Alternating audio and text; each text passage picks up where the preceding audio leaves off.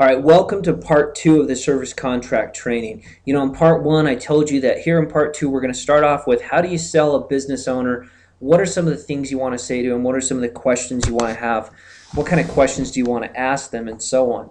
So as we go into now we've identified, who's our target market, what are some industries that we're going to go out there and approach to service them with our LeadNet Pro software and broadcasting is now what do you say to that client or that customer to really go in there and get the deal, get them to hire you so that you can start making that income and start servicing them. Well, first you want to have an introduction. Have a 30-second elevator pitch or a 30-second commercial, so to speak, where you can introduce yourself. This you can use, having a 30-second commercial you can use everywhere you go, but especially when you're meeting with or talking to a business owner on the phone, you want to be able to introduce yourself and what it is you provide. Really kind of begin the conversations. And then have a unique selling proposition. A unique selling proposition is what are your key features, advantages and benefits about what you offer this business owner. What's different about that? There's a book out there called The Purple Cow that kind of teaches how to go out there and use completely out of the box marketing. Have a unique selling proposition that stands out. Then ask for their time. I think as salespeople sometimes everybody just assumes someone has time to listen to you. Sometimes they don't. But when you ask for their time, it sets you apart as a professional. They give you permission. They're saying, yes, tell me about what it is you do. And then fact finding.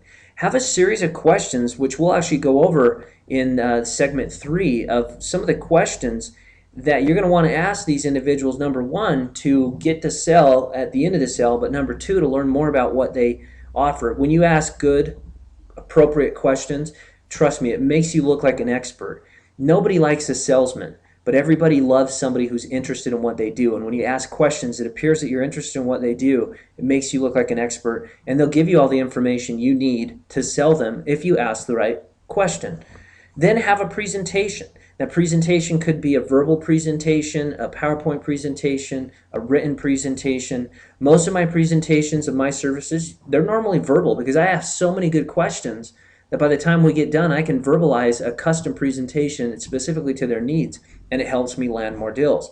And then handle their objections. What are some of the main objections that a customer or client will have, and then have the answers so that you can handle those objections. And many times the objections are simple objections and very easy to handle. And then of course, last but not least, is ask for the order. Too many times salespeople, they don't ask for the order, they don't follow up for the order. And that's why the person who does ask and the person who does follow up, they're usually the one who gets the order. If it's not you, it'll be somebody else who asked for it, right? And so some of the questions you want to ask to learn more about a client and their customer and business are, where are you advertising now? Where do you advertise? What is your best form of advertising right now? Is it working? What's the best that's working for you? What's the worst that's not working for you? How much does it cost you to acquire a new customer? That's a fabulous question. Really, if you really think about it, if you want to know how much it costs to acquire one new customer and they can't answer that question, you could simply follow up with how's that working for you. If they don't know what's coming in or going out, there's a problem. You're in their door is because they need some help. How much is your advertising budget? That question is going to help you uncover, are there funds available to hire you, or will you have to take from other advertising to hire you? Who's your target market? What makes your product different than your competition or some guy down the street selling the same thing? This is going to help you identify can you create a unique campaign that's going to separate them from everybody else out there selling the same product or service so that you can create a win-win for them. Great question. What makes your product different from your competition? And then send them over a proposal. You can do this. Some companies won't ask for it. It depends on how it goes in the initial sit down.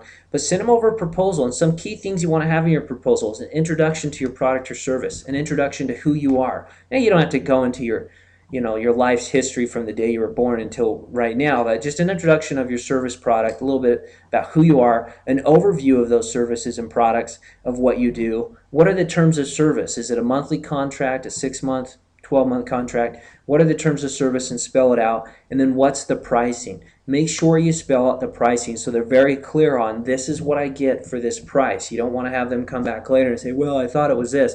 And when you have it on paper, have them sign the proposal to agree that those are the terms and conditions that you're going to move forward with, and then go out and have some fun with it. In part 3, we're going to go over getting the sale.